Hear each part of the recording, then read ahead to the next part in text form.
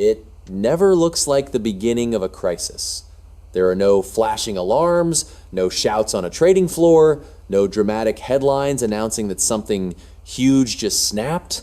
Real crises start quietly, with a moment so small you could miss it. And last week, that moment arrived. It came disguised as a simple press release. Renovo Home Partners has filed for bankruptcy. Most people kept scrolling. A home improvement lender going under doesn't sound like the kind of thing that shakes the global financial system. But the truth is, the biggest warnings in history never look like warnings at first. They look like small stories about companies nobody has heard of, until suddenly, they're not small anymore. Renovo wasn't just some random lender, it was backed by BlackRock, the biggest asset manager on planet Earth. That alone should have made it stable, predictable, boring. And that's exactly how it looked to investors. Just days before the collapse, BlackRock valued Renovo's private credit at a clean, perfect 100 cents on the dollar.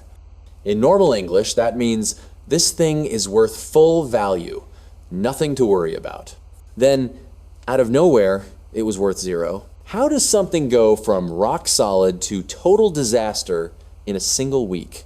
How does a company that was supposedly fine, supposedly healthy, supposedly priced accurately, suddenly fall apart like it was made of glass? The easy answer is, it can't. Not if the value was real. Not if the system assessing that value was honest, transparent, and grounded in reality. Things that are actually worth 100 cents don't become worthless in 5 days. They fade, they weaken, they show cracks. But that didn't happen here, which means something else did. What you're looking at isn't just the fall of one lender. It's the kind of sudden collapse that only happens when the system itself is holding up an illusion of stability, an illusion of safety, an illusion that everything is fine as long as the numbers on the page say so. And for a long time, that illusion worked. Investors trusted it. Big institutions depended on it. Regulators allowed it. But illusions don't last forever. Renovo wasn't the first company propped up by private credit to implode with zero warning. It won't be the last. And if you zoom out, you start to see a pattern forming, a pattern that tells us this wasn't a random accident, it was a preview, a small crack in a much bigger structure. When something supposedly safe collapses this fast, it forces you to ask a deeper question. What else looks perfectly valued today, but is actually already broken underneath? What other companies, funds, or loans are only being held together by optimistic spreadsheets instead of real financial strength? Because the real story isn't Renovo. The real story is the system that said Renovo was worth 100 cents when it was already on fire. A system that rewards pretending problems don't exist until it's too late. A system where value can disappear, not because it changed, but because it was never real in the first place.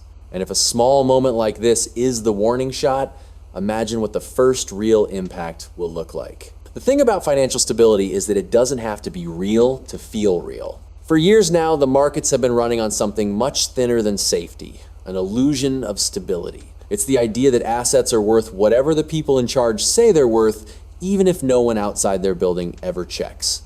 And in the world of private credit, the shadowy corner where Renovo lived, that illusion is easy to maintain. Unlike public markets, where prices change in the open for everyone to see, private credit deals are valued in-house. That means the same people who make the loans also get to decide what those loans are worth. There's no daily market price, no public buyers or sellers, no crowd deciding the value. Just internal models, quiet spreadsheets, and a lot of trust. And trust is dangerous when money is involved. The incentives push everything in one direction. Managers want their funds to look strong, investors want smooth returns, fees are higher when valuations stay high. So everyone has a reason to keep the numbers steady, polished, and pleasant. When a loan starts to crack, the instinct isn't to mark it down, it's to wait for more data, extend terms, or adjust assumptions. Translation, keep the value high and hope nobody asks too many questions. Renovo wasn't the first place this illusion shattered. Other blowups in private credit have followed the same path, loans marked at 100 cents until the day they suddenly weren't. Companies that looked healthy on paper were rotting inside. but the valuations never changed until the collapse forced them to. This isn't one bad apple. This is how the entire orchard is run. A system built on silence, incentives, and numbers that stay stable not because they should, but because people are paid to pretend they are. And illusions like that always break. The only mystery is when. If you want to understand why Renovo's collapse matters, you have to step into the part of the financial world most people never see: the shadow banking system. The name sounds dramatic, but it's actually simple. Shadow banking is all the lending that happens outside the normal banks you and I recognize. No branches, no tellers, no FDIC sticker on the door. Instead, it's private credit funds, hedge funds, money market funds, structured lenders, all doing bank-like things without being treated like banks. Over the last decade, this world has exploded in size. Trillions of dollars now flow through it, quietly shaping the economy. Your pension? It probably has exposure. Your employer's financing? It might come from here. The companies you buy from and the investments you rely on are all tangled up in this network of unofficial lenders that has grown so massive it now controls a huge part of global financial assets. But for something so big, it's shockingly dark. Shadow banking doesn't operate with the same transparency as traditional banks. There's minimal reporting, no public prices that update every day, no deposit insurance, no regulator standing over the system checking the value of every loan. It's like trying to judge the strength of a bridge when the blueprints are hidden and the support beams are underground. And that's exactly why regulators and investors are nervous. With traditional banks, you can at least see the cracks forming. In shadow banking, there are no obvious cracks, only guesses. Nobody really knows what these assets are worth. They only know what the managers say they're worth. Shadow banking is the financial system's plumbing. You don't think about it when it works. You don't notice it when water is flowing and everything feels normal. But when plumbing fails, it's not slow or subtle, it's catastrophic. And right now, behind the walls, something is rattling. In the shadow banking world, nothing causes more fear than a word that sounds harmless: redemptions. It simply means investors asking for their money back. No shouting, no alarms, no chaos, just people saying, "I'd like to withdraw my investment, please." But in a system built on confidence, that quiet request can be the moment everything breaks. During calm times, redemptions barely exist. When investors trust the numbers and believe the managers, nobody feels the need to pull their money. Why would they? The returns look steady. The fund looks safe. And everyone assumes they'll be able to exit whenever they want. But confidence is a strange thing. It stays strong for years until suddenly it doesn't. And the moment one investor gets nervous, others feel it too. In finance, fear spreads faster than facts. That's when redemptions spike, not because something loud happened, but because something silent cracked. Investors head for the exit all at once, hoping they're early enough to get out before the trouble becomes obvious. But here's the problem. These funds don't hold piles of cash. They hold loans, long-term, illiquid, slow-moving loans. You can't sell this stuff overnight. And even if you try, you won't get anything close to the official value printed on the books. So the chain reaction begins. Redemptions force the fund to sell whatever it can. Those sales reveal the uncomfortable truth. The assets aren't worth what everyone pretended. The gap between book value and real value is exposed. Losses hit, more investors panic, more redemptions, more forced selling. The spiral feeds itself. This is how something looks perfectly healthy on a Wednesday and collapses by Friday. Not because the loan suddenly changed, but because confidence walked out the door. And once confidence leaves, everything else follows. Crises almost never stay where they start. One fire always seems to ignite another, even in places that were supposed to be safe. That's exactly what happened with the First Brand's auto collapse, a company that looked completely normal right up until the moment it wasn't. When it fell apart, it didn't just take down itself. It blasted a UBS credit fund that had heavy exposure to its debt, instantly burning a hole through what investors thought was a stable, well-managed portfolio. Almost overnight, redemption slammed into that UBS fund. Investors saw the loss, felt the smoke, and ran for the door. None of that is surprising. What is surprising is what happened next. The panic didn't stay contained. it jumped. A second UBS fund, one that had zero exposure to First Brands Auto, zero direct connection to the collapse, suddenly faced its own wave of redemptions. There was no logical reason for it. No new losses, no bad loans, no blow-ups inside the portfolio. The only thing that changed was psychology. Because in finance, once investors see one cockroach, they assume there are many more hiding in the walls. When one fund gets hit, people start wondering what else might be lurking under the surface. They don't wait for proof, they don't wait for disclosures, they get out. And when enough people get out at once, even the healthy funds start to wobble. Forced selling spreads, liquidity dries up, correlations spike, everything begins moving in the same direction down. This is how a single, isolated collapse becomes a system problem. Fear becomes contagious. Losses in one corner cause tremors in another. And the more funds and institutions this dynamic touches, the more the whole structure starts to shake. One fire becomes two, two become 10, and suddenly the illusion of stability looks a lot more like dry timber waiting for a spark. It's easy to hear stories about shadow banking and collapsing credit funds and think, that's just Wall Street drama. It doesn't touch me. But that's the trick. The system counts on people believing it's far away, when in reality, it's wired directly into your future. Private credit isn't some niche playground for hedge funds. It's woven into the backbone of normal life. Pension funds rely on it to hit their return targets. Workplace retirement plans and ISAs are invested in the funds that buy this stuff. Insurance companies use it to grow the money they'll one day use to pay claims. Even your employer's ability to borrow, expand, or survive might depend on these shadow lenders. So when things start cracking in the dark corners of finance, the damage doesn't stay in the dark. It leaks into your savings, your job, your economy. When credit tightens, companies can't borrow as easily. When forced selling hits, asset prices fall everywhere, even in markets that had nothing to do with the original problem. When funds are forced to admit their assets aren't worth what they claimed, it creates ripple effects. Lower pension returns, weaker retirement balances, higher fees, and a financial system that suddenly feels like it's shrinking. And the painful truth is this: when the losses come, executives don't absorb them, institutions don't absorb them, you do.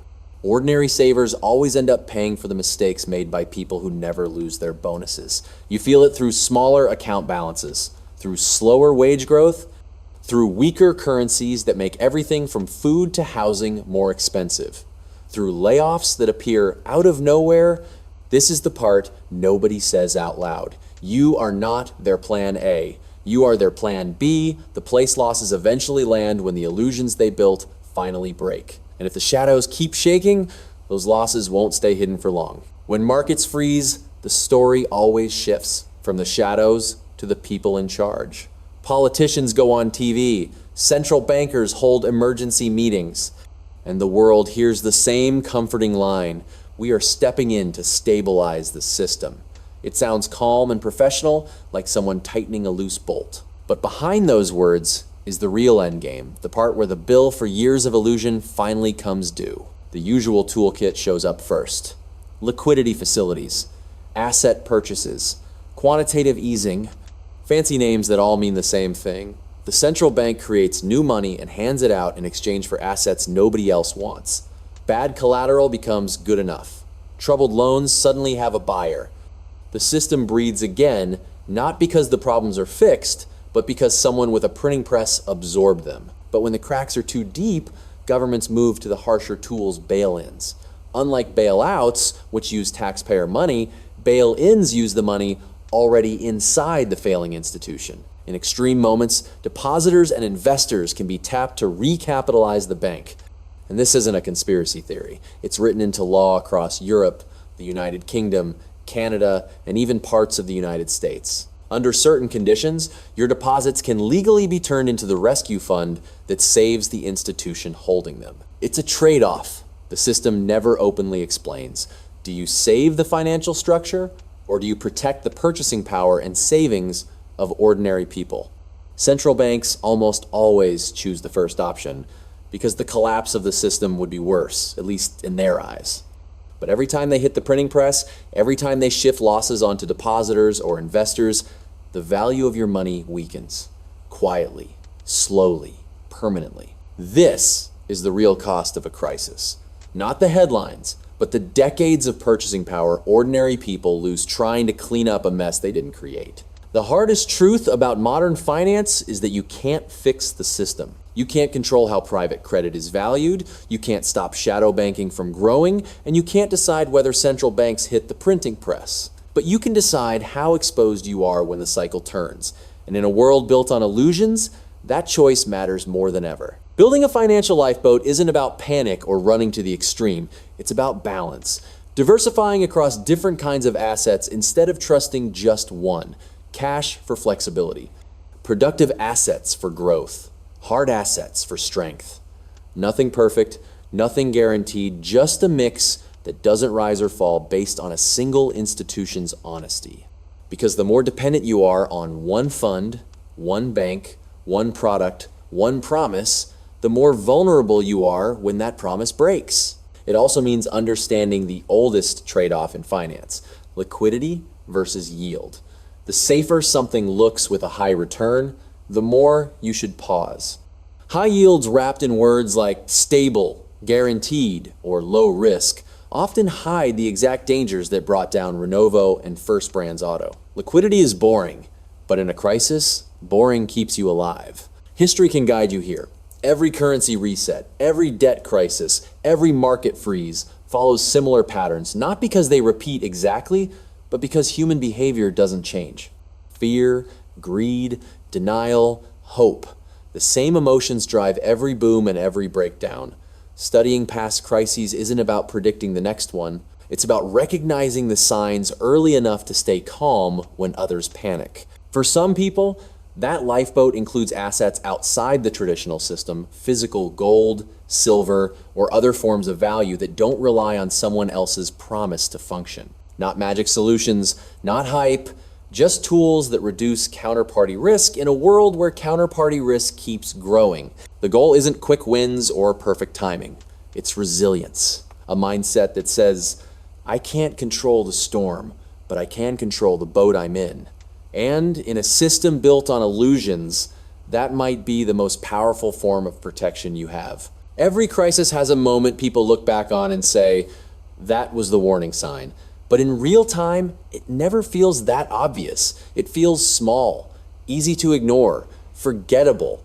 Renovo was one of those moments, a tiny crack that most people scrolled past. But cracks have a habit of becoming the story. Because when you zoom out, the chain is simple. Fake stability kept everything looking calm. Shadow banking hid the real risks. Redemption started once, confidence slipped. Contagion spread from one fund to another. Central banks stepped in with the same old tools.